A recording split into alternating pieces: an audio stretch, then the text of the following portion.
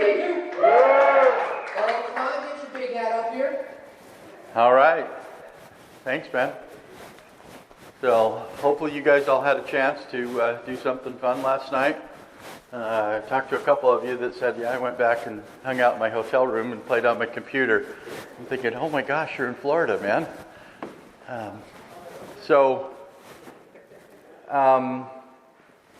We're gonna do something kind of fun today. Well, I think it's fun. It's fun for me. You guys might not think it's as much fun as I do, but we're going to talk a little bit about lending, right? Which is really an important aspect of how we do this. Your lender obviously is going to be one of your important team members. We're going to start with, I found this picture with the idea, clear to close, that's his happy place. Now, I don't know how many of you guys have done a commercial loan, or even a home loan, but your commercial loan is even going to be more complicated. And so,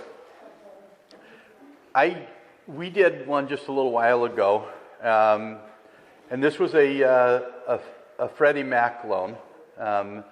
And if you've ever done anything with the government, you know, Freddie Mac isn't really, technically it's not a government loan, but by the time you get done, I guarantee you they'll know what color the tags are in your underwear, so to speak, right?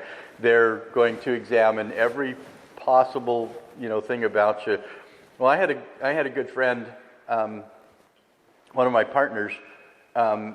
There were three of us that were working on this, and Greg and I were both real estate people, and so we're just like, just calm down, AJ. It's okay. It's not going to be that big of a deal.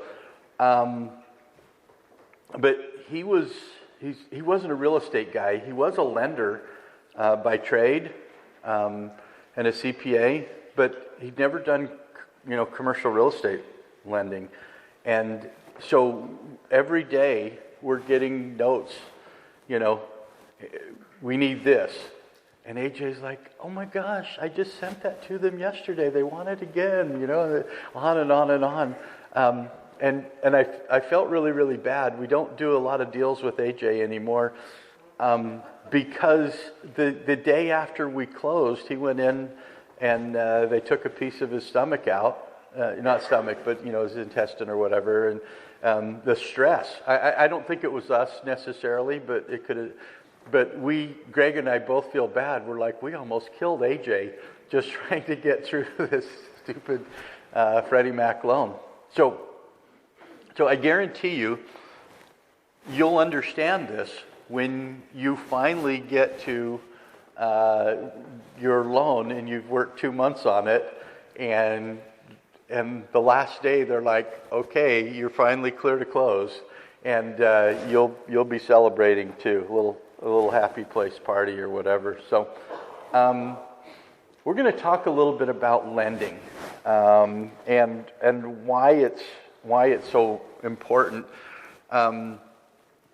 For most of us, it's the only way we're going to get in a property, right? Most of us don't have a couple $1 million in cash sitting around in the bank that we can go buy a property with. We're going to have to find a way to borrow some money somewhere. So leverage does a number of things for us. Number one, it allows us to buy a larger property, right? You can buy a $100,000 house with only $20,000, right? When the big advantage of real estate, by the way, is this concept of leverage. When I was in college, we talked about you can leverage stocks to a small extent. Sometimes if you've got, they'll let you borrow 50% to go buy, you can buy two shares of stock instead of one by borrowing part of the money to do it. But nowhere does somebody let you borrow 80 to 90% to go buy stocks, right? It's too risky. Real estate, you can walk down the street and there's companies all over the place that will loan you 80 and in some cases 90, 95% to buy real estate. And so leverage is really the big advantage of real estate, the ability to control a much larger piece of property with very little of your own money. I'm going to show you in a minute. We're going to end up with much higher cash-on-cash rates of return, right? If you buy stuff with cash, your cash-on-cash return is going to be whatever your cap rate is. If I buy a 10 cap, that's what my rate of return is, my cash-on-cash, because a cap rate is your cash rate of return. If I leverage something, so I can borrow money at 5% and I can get a 10 cap, and I'm going to show you in a minute how much money you can make by 20-30% cash-on-cash returns are possible by leverage. So, which yields much higher rates of return also, and then you get to depreciate or deduct the expenses of your interest expenses become tax deductible, and so you get very favorable tax treatments when you borrow money. So there's a lot of really, really good reasons to do leverage. There are some advantages, disadvantages, I guess. You got to be careful if you leverage too much. Number one, you lose control, right? And so I remember poor AJ. We'd closed about 90 days, and the bank sent us an email that says, "We need to see your last 3 months' financial statements." And AJ's, "Oh my gosh, what are we doing with the?" So they're going to want to know how you're doing, right? They're going to keep an eye on you. Once a year they sent somebody out to inspect the property, make sure we were keeping it up. And so all of those things are going to factor in, to the type of leverage you do. If you pay cash, you don't have to qualify. That's a problem for some of us, right? I'm self-employed. It's harder for me to get a loan than it is for somebody who's got a full-time job. And so, that can be problematic. There's something called interest rate risk, which means that there's a chance, you invest you buy a 5 cap today and you finance it with 4% money because it's available, and 2 years from now you've still got a 5 cap property, but the current interest rate's 6, right? You've got negative leverage because the interest rate changed while you were running that property. So that's a factor. There's risk of foreclosure. When I was out of college, it was right at the height of the RTC, the Resolution Trust Corporation, which was tagged with the job. There were so many apartments that were in foreclosure. I think during that 10-year period, I would guess 80% of the apartment complexes in the country went through foreclosure. Now, it was created by the government, who prior to the 86 tax reform, people used to buy properties because they would lose money, because they didn't care whether they made money. They just wanted the big tax deduction at the end of the year. And the 86 tax law made that go away. Well, all of a sudden now you've got people that are owning properties. They're not getting the tax benefit of it. And they were bought so that they'd have to feed a little bit of money. People were happy to put, $100 in because they were getting $150 in tax benefits out at the end of the year. So it made financial sense, and they did away with it. Now you got to put the $100 in, and you don't get the $150 back. And people just stopped feeding those properties. Well, 80% of them went back. Oh my goodness, I wish I would have been smart enough to buy some. I had friends today that were in a better position than I was. I was just out of school, and they bought thousands of units at $18,000 to $20,000 a unit, in Southern California. How would you like to have a couple hundred units in Southern California that you paid $20,000 for, Jim? It was unbelievable, but that can happen. Don't worry too much about it, because I always tell people this. In the last recession, the one asset that I think did better through the recession was apartments, right? We had houses that were foreclosed like crazy, and apartments, my rents went up, right? My occupancy went up. And so it's, but there is always that, there is that risk. And so you need to weigh that. And if you put too much leverage on, you're going to probably end up with some negative returns, right? If maybe it'll support 80% loan, but if you put 100% loan on there and you're making payments on the whole thing, maybe it won't support the whole too much leverage. So leverage is a double-edged sword, right? Loans they're really, really good until you go too far, and then they're really, really bad. So we talked about this for a minute yesterday, right? The bucket, right? And the idea that interest rates come in at a certain rate and they go out at a certain rate. So as long as your cap rate, the rate that you're investing the money at is higher than the interest you're paying on it, you're probably going to be okay. My rule of thumb is there needs to be a 1% spread. So in this case, if I can borrow money at 7%, I need to at least get an 8% cap rate, and I'll be safe. Now, I break that rule myself sometimes, okay? But I do it because I buy a 5 cap property, and then I go put a hard money loan on it to renovate it. So when I'm fixing something up, I'm okay to pay 10%, but only for a year or so. And I usually have to go borrow the money. So I borrow the money to fix it up, plus I borrow a little bit extra to make the payments on it, because I know I'm going to have those negative payments for a period of time.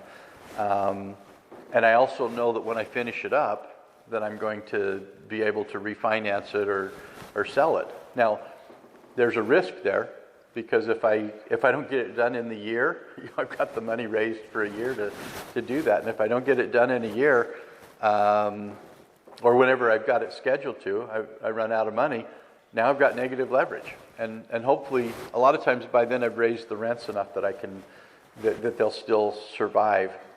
So, now I'm going to get myself in trouble here, because I want to talk for a second about another aspect of leverage. I told you how you can get 30% rate of return on your money. And I'm going to try to show this. Don't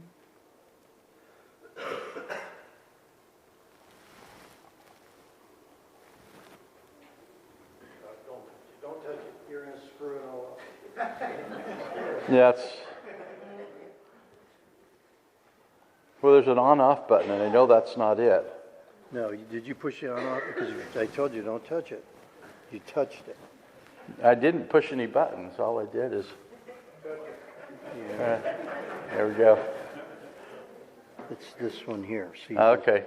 So that's the only one you touch right there. No touchy here. Yeah, no, I didn't. All I did is pick it up. I just my magnetic personality.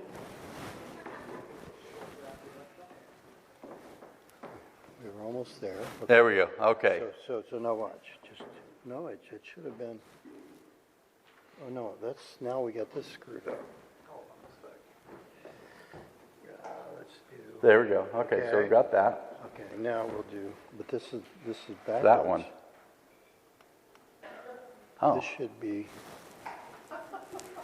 There we go. All beautiful. Thank you, man. See there? That little button. Yep. What's this one? Put it right there. Oh, you need to use that. I do need to use that. Okay, so let me just show you. That one right there. Yep. Perfect. So I'm going to show you the advantages of leverage. I think this is, you know, 30% return is magical for me because when I go raise money, I want to be able to give about 15%. If I can give my limited partners 15% rate of return, then I get to keep the other half of it. And so if I can find a deal that makes 30% cash on cash, then I can syndicate that deal. I get free money coming in every month, and my partners are happy. And so I'm going to show you a simple concept. If I take, I'm going to draw a box here, and this is a 10% cap rate. So we're going to put 10% there, and this across here is 100,000. And so this is a box that has, you know, my return on this thing, 100,000 and 10% is $10,000 a year, right?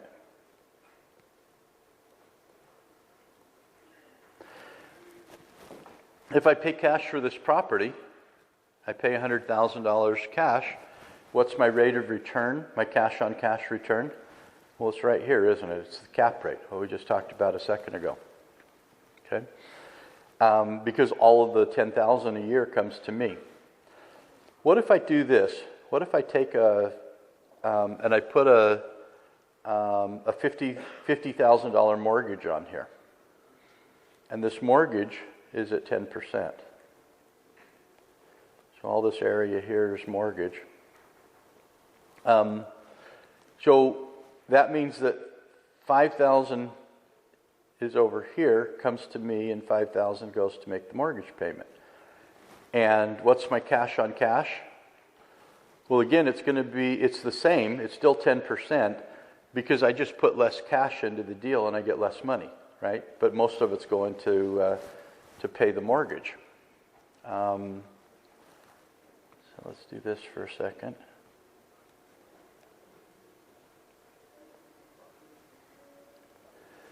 So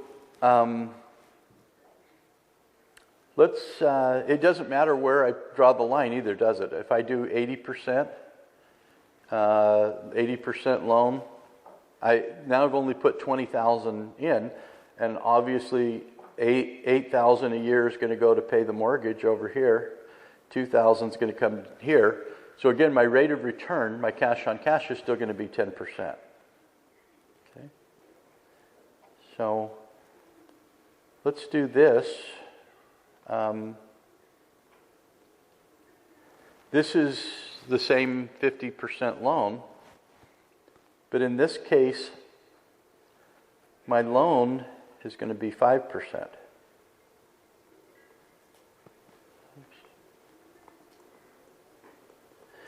Now, I should warn you that usually when I go through this with people, some of you are numbers people and you'll understand the numbers.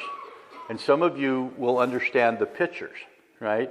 And there's a few of you that won't understand it either way until you've seen it a couple of times, and that's okay. So if you're sitting there going, oh my gosh, I can't figure out what he's doing up there, it's okay. I think it'll eventually make sense to you. So this same thing, I put 50,000 down, so $5,000 a month is coming to me here because of what I put down, right? The payment to the bank, is only $2,500, right? Because it's half of this side right here. And this right here, who gets that? I do, right? So because the width from here to here and from here to here is both 50,000, somewhere in college they taught me that you have to divide by your denominator. You know, when you're doing fractions, the bottom number has to be the same or you can't add them and subtract them. So anyway, because these two are the same, I can then take this box and I'm going, this piece over here is 10% that I made, right? And this piece right here is 5%. So I'm just going to take this piece here and stack it on top of this right here because I get both of those. And I've still only put 50,000 down. So if you add that up, what's my cash on cash return? Well, it's now 15%, isn't it? Okay. And can we do that mathematically? We can do the same thing, can't we? Because if I take the 5,000 here and I take the 2,500 here, that's $7,500 divided by the 50,000 I put in. And if you do it mathematically, you're going, okay, it's 15%. So just by leveraging, by finding a 10% cap rate and financing it with 5% money, I was able to make this into a 15% rate of return. Does that make sense? Now watch what happens. We're going to do the same thing here. Except I'm now going to get an 80% loan, right? You guys, we do 80% loans all the time, right? So my numbers are different, but my percentages are the same, right? This means I put 20,000 down on this side right here, and I get 2,000 a year of the 10,000. This other piece is 8,000, and half of that's going to go to my loan. It's 4,000.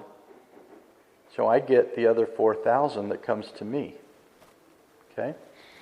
Now, because this piece here is 20,000 wide, right? I can divide this one up into 4 pieces, each 20,000 wide. You know, the whole piece is 80.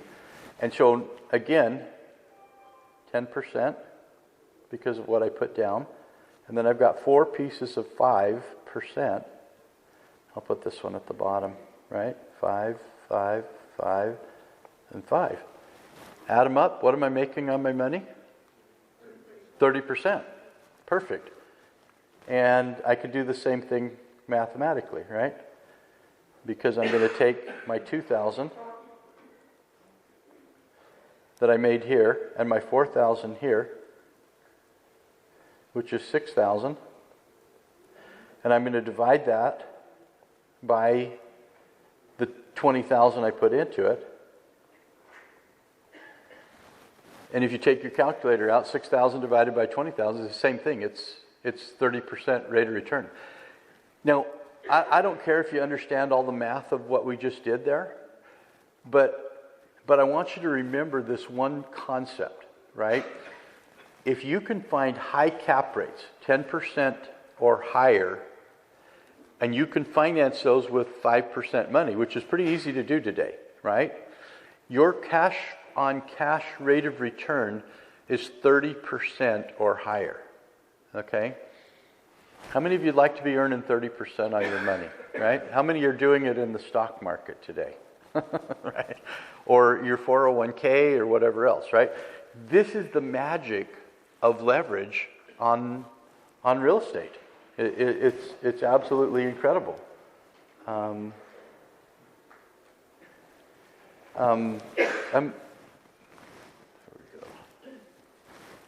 This button right here. Did it work? Nope. One more time.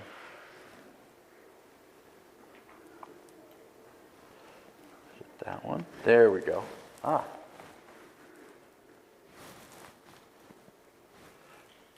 Oh my goodness. Nope. Well, we went to this, but this one.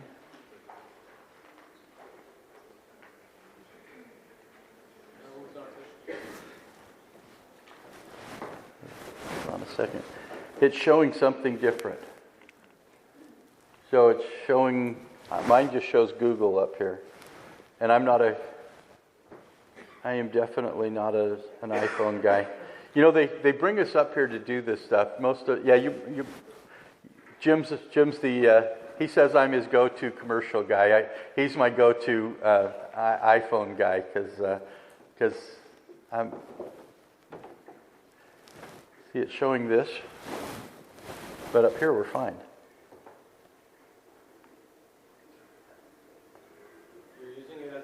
the heck did you do? Okay,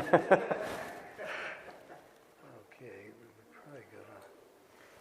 And I didn't even touch that. I just pushed the button here, but somehow. So anyway, if I can look off of here.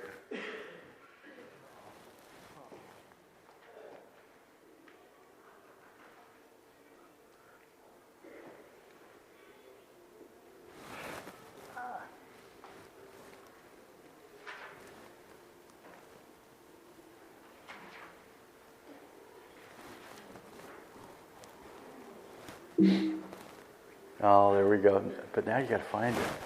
Okay. Well, that's a start, isn't it? So we're all the way over here. Okay. That's past that. Did all that. Did all that.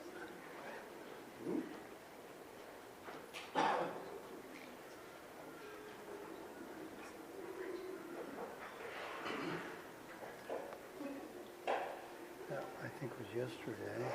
Here you are. Yep, right there. That's you. Where do you want to be right there? Right there, that next one.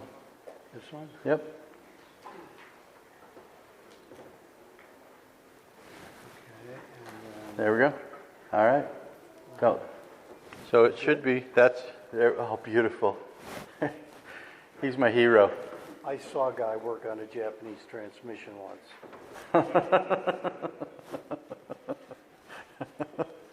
All right. So we're going to talk just one more thing. I want to illustrate, and I'm probably not going to go back to this thing here, but you want to get a 50% return on your real estate, right? It's fairly simple, right? So we pay $100,000 for a house. Market goes up by 5%, right? You get a 5% rate of return. Okay? Or you pay $100,000 for a house. You put a 90% loan to value loan on it. There are some ways you can do that. I use this as an example. Normally it's 80 to 85, but you can do. There are ways you can do 90%. You certainly can do a seller finance deal where you can get 90%. You only have $10,000 in the deal. That same house goes up by 5%, $5,000. The 5,000 divided by the 10,000 you put into it is a 50% rate of return. Again, the magic of leverage when it comes to real estate. So somebody laughed, a couple of you were laughing at me when I said, look, I don't pay cash for anything I do, right? Everything I do is leveraged because that's the way that you get the highest rates of return. Yeah, it's easier to just pay cash for it, but I'm all about. I'm first of all, I have to get my investors 15%, or they're not even interested in investing with me. And if the deal only does 15%, that means I don't get paid to do it. And so, everything I'm looking at has to be 30% or higher rate of return. And the only way to do that is with leverage. So let's talk a little about some different types of financing. And we're going to start with seller financing. Okay, I think Jim's going to spend a little bit of time talking about it also. But there's obviously some advantages if you can get somebody to do seller financing. The problem is most sellers want cash at closing, right? And so, and Jim and we've debated back and forth about this, whether I know some people that teach go make your offer all cash, or you're not all cash, but every offer should be a seller financed offer, right from the get-go.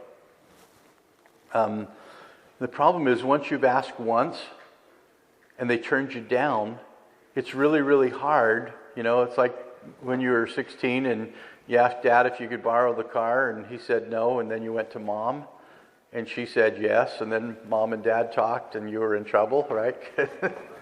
And it's the same kind of a thing. If you ask the seller, can you do seller financing, and he says no, you're kind of in trouble if you come back and ask him a second time. And so we usually recommend that unless somebody advertise we'll do seller financing, I don't start with seller financing.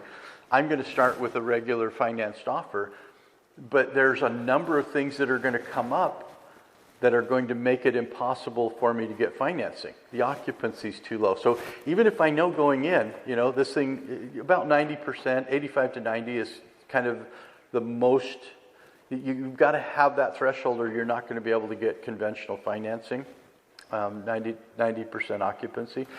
Well, I still go ahead, if it's 50%, I still go ahead and make an offer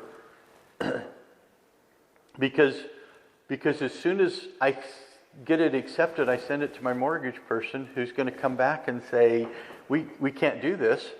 But now it's not me that's telling the seller that I can't do it. I'm saying, look, no finance company in the world is going to be able to do this. So, we need to renegotiate. We need to talk about seller financing. And it's easier to do that after somebody's told them several times no. Anyway, a lot of reasons to do seller financing. No credit reports, right? Some of us don't have great credit, okay? That was me for a long time. In the middle of my divorce, right? My credit got crucified. And the interesting thing about credit, I have students call me up all the time going, oh my gosh, I had an 800 credit score, and then I took this loan, or I did, they told me to get a credit card to do this or whatever, and now I've got a 650 score. And while I feel bad, my response is usually, welcome to real estate, right? Get used to it, because you're going to go borrow money and your credit score is going to drop, right? And then you're going to you'll sell that deal, you'll pay it off, your credit score will come back up again. And then what do you do with the money? Well, you got to go do another deal. So your credit score is going to drop again. Get used to that yo-yo on your credit score for a while. It's just a fact of life. But there are times when it's nice to not have to go pull your credit report. Your closing costs are much, much lower, right? You're not paying costs of putting the loan together. No appraisal. What a great thing. I mean, you can get an appraisal if you want to. But if I was to do a poll, I know I've seen this a bunch with my students as they're trying to get stuff. The appraisal is where these deals fall apart probably 70% of the time. Okay? Because I think it has a different value than the appraiser does. And trying to argue with an appraiser, it's never going to happen. It's one of those that you're just not going to win that argument. So you're going to have to figure out a way to do it otherwise. I knew I was going to need this.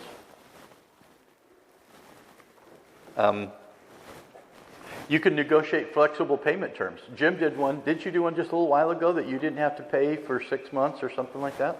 Yeah. 6 months, no interest.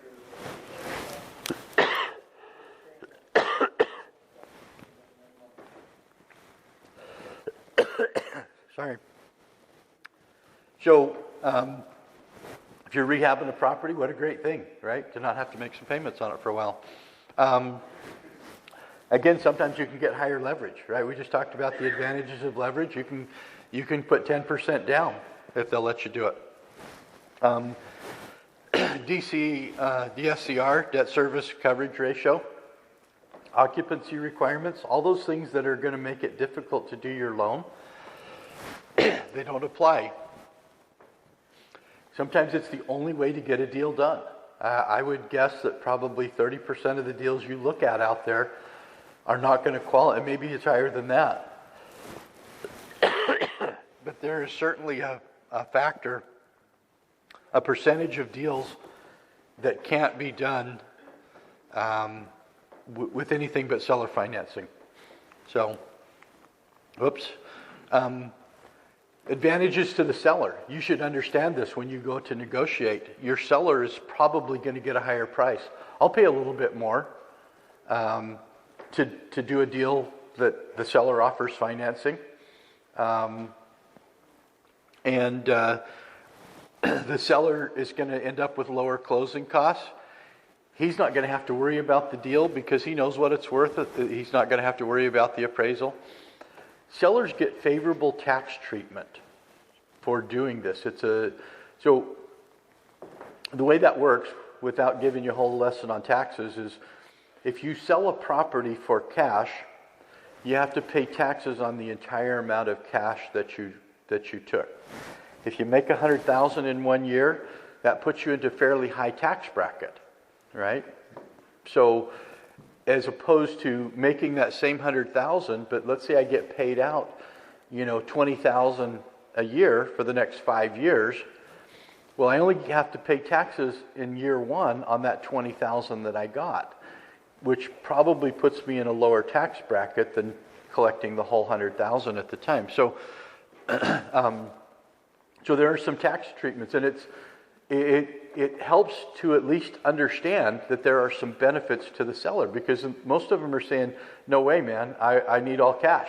I'm not going to, I'm not willing to let somebody else take my property that I fixed up and hope and pray that you guys take good care of it.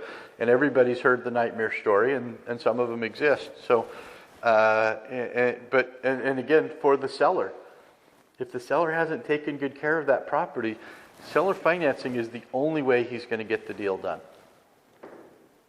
Well, there is a second one, which is what I do a lot, is put a hard money loan on there, fairly high interest rate. But I've got to be able to fix it up. So I've got to buy it at a really, really good deal so I can afford to put a hard money loan on. Bridge loan is what we call them.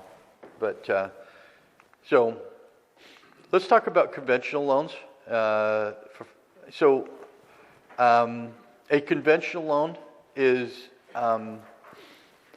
typical financing that's not underwritten by the federal government. So there's certain federal government loans, Fannie Mae, Freddie Mac, they consider those, well,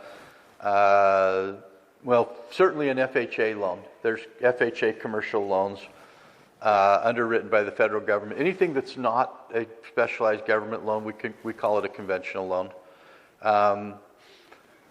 They're available all over the country, right? You can go find a mortgage broker on any street, almost any street in the country. I mean, they're just all over the place to find mortgage brokers that'll do conventional loans. Banks do them, savings and loans, credit unions, right?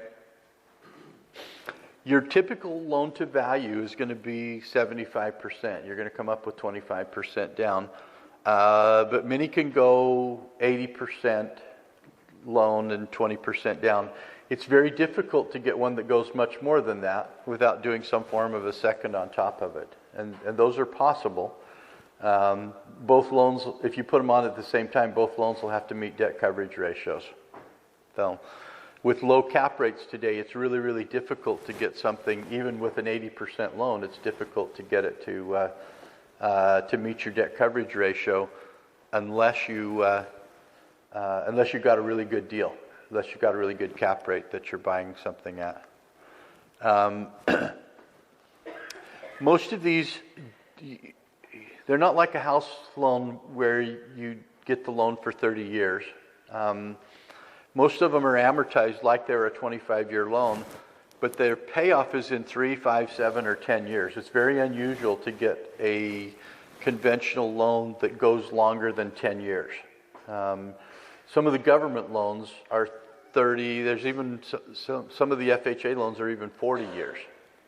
So that loan stays with the property virtually forever. But most of these, again, it's because of interest rate risk. Nobody wants to loan you money today at 5% if they think interest rates are going to be 7 in 5 years, right? So when the market thinks interest rates are going to go up, then the lenders are all trying to push short-term loans so they can get their money back and earn a higher rate of return later. So most require stabilized occupancy. Your property has to be 85 to 90% occupied, or they're not going to consider it for a loan. Okay, and usually a debt coverage ratio is 1.25. I know Jim explained DCR yesterday. Debt coverage ratio is does the property have enough money your NOI is everything after your expenses, but before the mortgage. And if your mortgage payment is $1,000 a month and your property has NOI of $1,000, that's a 1-to-1. That means that you have just enough money to pay the mortgage and not a penny left over. And that's bad. From the lending standpoint, they want to make sure that you've got some money left over. So if your mortgage payment's $1,000 a month, you'll need $1,250 or 125% of whatever your debt cover, whatever the debt payment is. So you're typically going to need 1.25 is pretty standard. There are some times I've seen some federal loans that will dip into the 1.15. I've even seen a 1.1, but not very often. Most of the time they're going to make sure that there's quite a bit of money left over.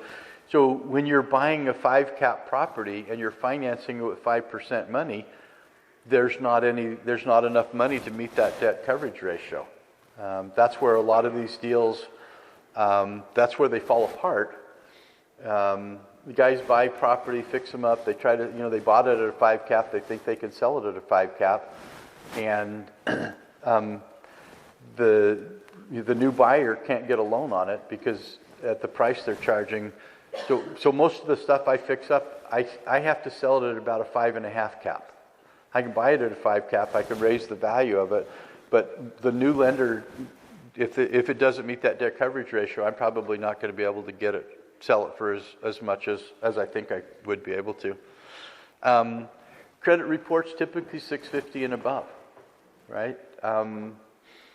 So if you don't have that credit score, what do? You go find a partner. You go find somebody that will work with you. We use sponsors all the time, right?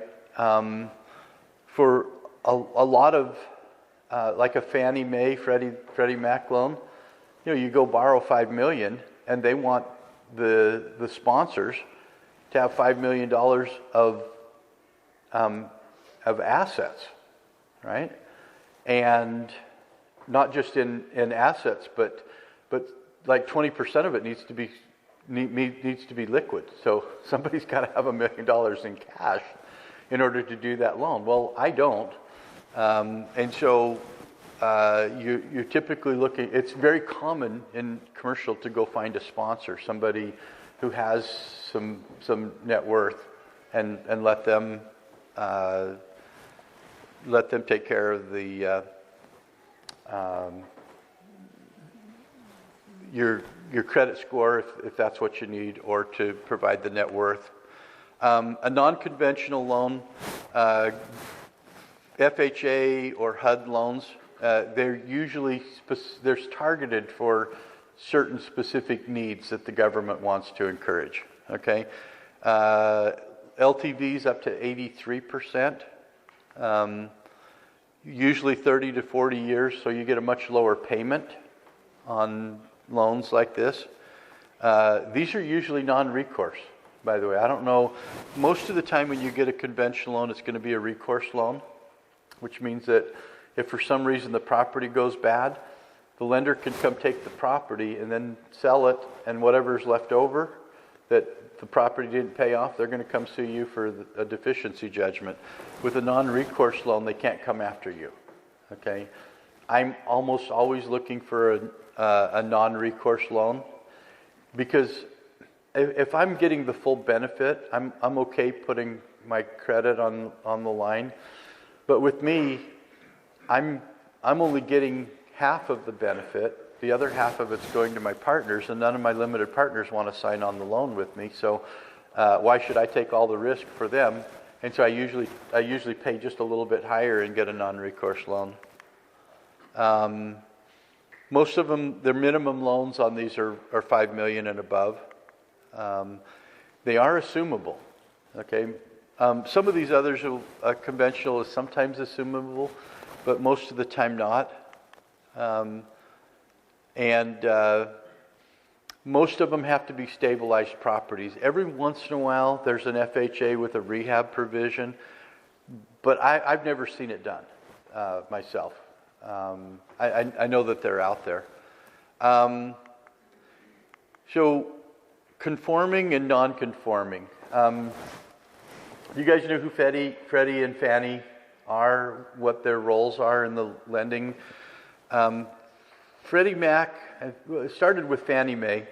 It was really, originally we had savings and loans. Out of the Depression, we set up the savings and loans, and they were to do mortgages. And we set up the banking, and they were to do commercial loans, cars, things like that. But if you wanted a home loan in the 70s, you went to see a savings and loan. We wiped the savings and loans out with the 86 Tax Reform Act. It basically put them all underwater as all the apartments went back. And so we created Fannie Mae, and basically when you go see a mortgage broker, even Wells Fargo or Bank of America, they're typically they're not loaning you their money. They're creating a loan and then they're selling it either to Fannie Mae or Freddie Mac. And so to be a conforming loan, it has to meet all of those requirements that Fannie and Freddie have established, right? There's a checklist they just go through. Is it this? Is it credit score this? So on and so forth. And if it meets that, then it's a conforming loan. And that means it's sellable in the open market. Fannie will buy it. They'll turn around and sell it to somebody else, and so on and so forth. So most of the loans that you do are going to be some sort of a conforming loan. There you go. The terms are very rigid. When you start dealing with conforming loans, the mortgage broker doesn't have the ability to say, oh, it's okay, we won't bother with that particular piece of it. They have to have, every single box has to be checked, or it's not a conforming loan and it's not sellable. Okay? Occasionally you'll find non-conforming loans. Okay? They're not underwritten so that they can be sold. The most likely place you're going to find a non-conforming loan is a credit union. Because they tend to hold their paper. They make the loans, but they also want to earn the interest on them. They want to service them. They make a lot of money on all of those aspects. And so if you're struggling to find a loan that will work as a conforming loan, take a little bit of time and go look and see if you can find a local credit union, especially if they're small loans. They're probably not going to, your credit union's not going to do a $5 million loan. But if you're struggling with a $500,000 loan or something like that, try to find a non-conforming lender, right? And you just start when you make the phone call and you're asking them about what types of loans they do. Do you guys keep any of your own paper, right? That's the question. Do you keep your paper or do you sell everything? Sometimes they're a little higher rate, okay? But if that's the only way you can get a loan done, good grief. If you're going to make a lot of money on the property anyway, pay the little higher rate. They're very flexible in underwriting. They typically like to loan, non-conforming loans have an area that's close to their, your credit unions are usually limited by a county or certainly by a state, right? They're going to loan locally because they understand the market. They can even overlook a bankruptcy or a credit score. If it's a great project and they want to participate in it, they can overlook all those kind of things. They're really more relationship based. This is the kind of loan that you're going to want to get to know the lender, right? Maybe you take them out to lunch, get to know what they can do. Once they know you, they're going to be very flexible with what they can do for you. Okay? And again, they're credit unions, small local banks is what you're going to find that will do these kind of things. It's just nice to know that when everybody else says no, right, that you can find somebody, if you work at it a little bit, you can find somebody that'll say yes. Okay. These are traditional versus asset-based loans. Most of you, you've all been to the bus tour, right? So your traditional loan, is your mortgage loan. Typically lower interest rates, strict underwriting guidelines, Most of these are going to have a prepayment penalty when you start to work in commercial. When you're looking at a property, by the way, to buy, you're going to want to check that out, because I've had a number of deals that that made perfect sense until the seller went to get a payoff, and they said, "Oh, by the way, not only do you have to pay this, but you need, but your prepayment penalty is $500,000." And they freak out. They're like, "Well, I'm not going to sell it then." And then they want me to, to assume the loan, or they want me to pay more because they got a bad loan. And so prepayment penalties can be a problem. This is the type of stuff that you do. If you're going to hold it for long term, you're probably going to want to put a permanent loan on there. You're going to want to get as low an interest rate as you can, because that's going to increase your cash flow. Asset-based loans, hard money loans, are an asset-based loan, right? They're looking more at the asset than they are you.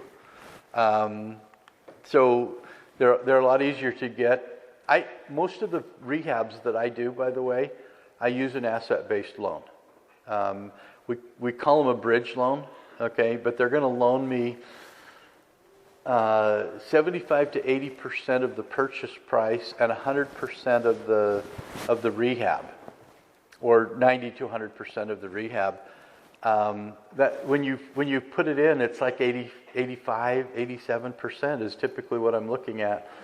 So that's that much less equity that I have to bring to the table. It's that many fewer, limited partners that I have to bring to the table by using an asset-based loan. And yeah, I pay 10%. I usually pay 8 to 9.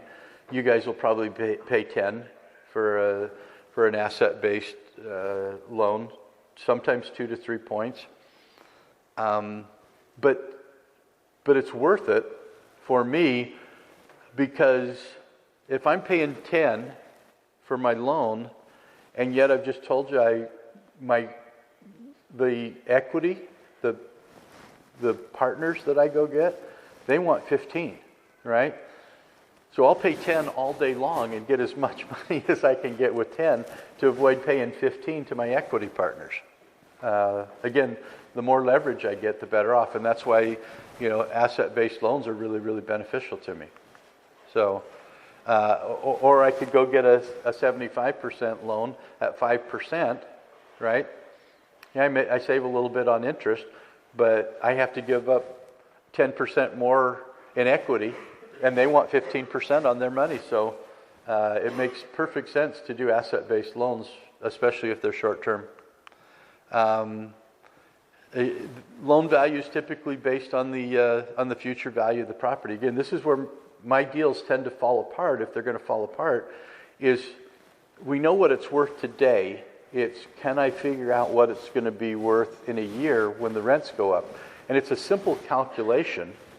The problem is most of the appraisers don't understand how, we talk about you raise your rent $1, your value goes up by $150. It's a real simple calculation to figure out what that thing's going to be worth in a year.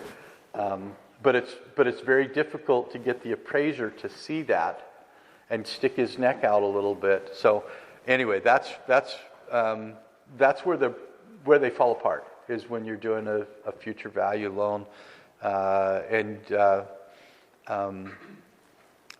answer to it is you do your very best job to make sure that it's really clear what it's worth, and then be prepared to go raise a little more equity when the loan value comes in. The deal will probably still work. Arguing with the appraiser has never worked for me, and I think I'm a pretty good arguer. My ex-wife would certainly tell you that I am. So, bridge loans is we talked about, and they're designed for multifamily, but exactly what we're doing. The underwriting on a bridge loan is very much like a hard money loan, right? They want to, if you can fog a mirror, right, and you have that you could show you're alive, you're probably going to get that loan. And again, sometimes you can borrow purchase price. You get the loan plus a percentage of the rehab amount. Nets out to 80, 85%, or even a little higher loan to value. Rates 9 to 11, 2 to 3 points on top of it. And I go through this all the time, right? The students call me up. They're like, I can't believe my hard money lender wants 15%. 3 points and 12, or whatever. And I'm like, how much is your gap partner making on this deal? Well, about 40%. I'm like, you can afford to pay 15% if you're paying your gap funder 40%, right? So, direct lenders. Most of you are going to use mortgage brokers, but occasionally there are some companies out there that are actual direct lenders. The advantage of a direct lender is that you're only dealing with one person, right? The disadvantage is that you may have to shop 2 or 3 direct lenders to find the best rates. An example of a direct lender. Years ago, I bought a home, my own personal home, and I negotiated a deal that they would give it to me at a really reduced rate if I could get the loan financed. It had to close by the 30th of December. And it was like the 15th of December when we did it. And but I saved about $15,000 on the cost of the house. It was a bank-owned foreclosure, and they were trying to get it off their books by the end of December. And they basically said, "Look, we'll give you this price, but if you go one day over, we're not going to extend the contract. We're going to pull it back, and we're going to sell it to somebody else at a higher price." So I had to get the loan done, right? I went to a direct lender. The mortgage broker, agent, whatever, walked across the hall to the underwriter, handed the file, and she said, if you do this, this, and this, we'll guarantee you we'll get the loan done. And so that's the advantage of a direct lender, right? You're working with the same underwriter. They work together all the time. They can get stuff done. Fees are usually lower. I hear people complain all the time about the 1 to 2 points that their mortgage broker charges them. Most of the time they're going to save you that much money because you're going to get that much better loan. A lot of these would be nationwide companies. Wells Fargo might have some direct lending. And again, control over the underwriter. The mortgage company is going to be able to, they've worked with that underwriter, they know they're going to get the loan done. On the other hand, there's brokers. They're going to deal with more than one lender. The broker's going to take your package, and they're going to package it up, and then they're going to send it out to 5 or 6 people, right? And 3 of them will come back and say, we don't like this deal. And one of them is going to come back and say, oh, we love this deal, right? And so that's the advantage. You don't have to go and shop with a whole bunch of people and talk about things that you may not be comfortable talking about, right? You hire somebody to do that for you. Their fees are a little higher. They always charge they add a brokerage fee on top of it. They probably get an eighth or a quarter of a point interest higher to increase their fees. They have very little control over underwriting, right? Their control is, we're going to take it to the guy that we know is going to do the deal. So, and they can help you structure your package, this loan package, so that it meets the requirements and gets the job done for you. A couple of things to do. I'm just looking at the clock here. I want to hurry this up just a little bit. So they said today I had to stay on time. No. Pull a copy of your credit report before you go, right? Get a copy of it, each one of them. Save it on your hard drive somewhere so that you can just forward it off to people. Make sure you have 2 years of personal financials ready. They're going to ask for it, right? Even in a hard money loan situation. If you've not managed a property for at least 1 year, plan on paying 1 to 2% higher, right? Everybody wants to know, do you have experience doing this? And it's not a flip either, by the way. It's typically some sort of 4 units and above that you've been involved with for a year of managing. Um, there we go. That's how I did it. I pushed the wrong button. If you don't have management experience, you're going to get a sponsor, right? The same thing. Find somebody that every deficiency you have, you can get a sponsor to help you do that loan. So for whatever deficiency you need to. Talk briefly about a couple of different types of lending situations. This is obviously a rehab. This is one that I did. You can see what the kitchens look like. You see what they look like afterwards. Right? Big difference. Rehab situation. We bought it for $500,000. We needed $150 for rehab, so we were into it $650,000. We raised the rents on this one by $450 a month. Well, you can see why. Wouldn't you pay $450 more to live in the one on the bottom than the one on the top? And it's amazing how much you can raise your rents by providing a much better product. And honestly, even the very experienced people that do this don't really understand. There's so many of them out there that don't understand this concept. Raise the rent, raise the value, give them a little nicer product. Most of them will whine and cry, well, I'm not going to fix them up like that because they'll just destroy them, right? And they sit with the same value forever. We sold it for $1 million a year later. So, and we used a bridge loan on this one, right? And made $350,000 in a year with a very small 6-unit rehab. Okay. This is just a standard refinance. This is one I was involved with a few years back. I didn't own it. It's about 700 units. They're in Salt Lake City. But it was a stable hold situation. We went and did a regular conventional loan. We did a mild increase of the rents, but it was a conventional loan, 75% loan to value. I think they pulled money out of this one, right? They'd held it for a few years. They were able to refinance it, pulled some money out of it. And non-recourse loan at 4.1%. Got a really good deal on a conventional lending situation. This was a senior housing project that we did. It was a stable hold senior project. They did an FHA loan.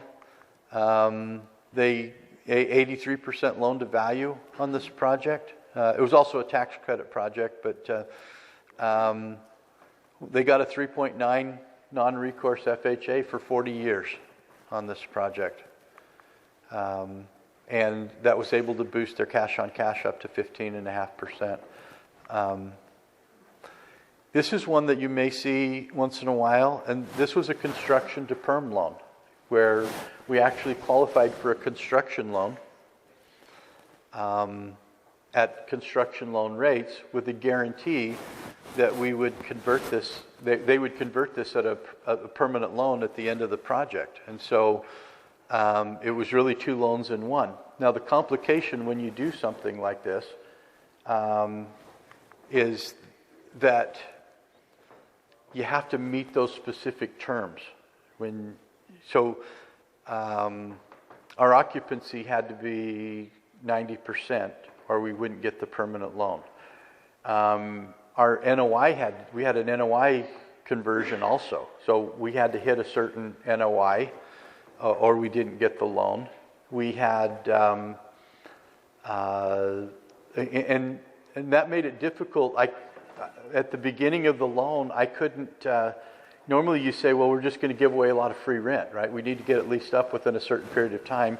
This one was the hardest deal I've ever leased up in my life because it was 80 units. I was supposed to get the units, construction was supposed to deliver them in April, and they got way behind. They delivered them in September, but we'd sold our tax credits, and we had guaranteed that we would deliver them by December 31st, and so I had to lease up an 80-unit building in September, October, November, and December. I was literally there on New Year's Eve, signing my last 2 units at like 8 o'clock at night to get that project done. And the penalty was huge. It was $10,000 a unit for every unit that we didn't get leased.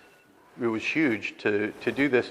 And then on top of that, I couldn't give away a lot of free rent because we had this NOI, and they said, look, well, you can do free rent, but we're going to take your 6-month lease and divide it and back out the rent and then annualize that number.